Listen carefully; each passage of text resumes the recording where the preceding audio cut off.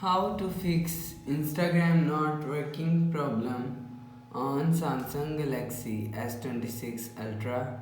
So let's start the video. First of all, go to app library. So just swipe up.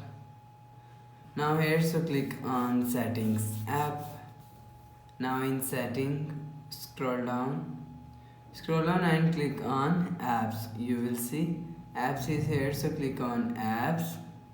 Now here, so scroll down and search Instagram app.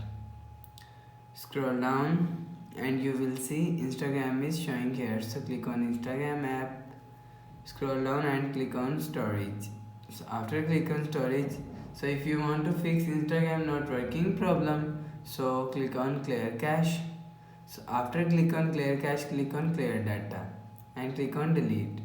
You will see your problem is solved. So after the process, go back to home screen, refresh phone. So that's how you can fix Instagram not working problem on Samsung Galaxy S26 Ultra. So if you like the video, please subscribe. Thanks for watching.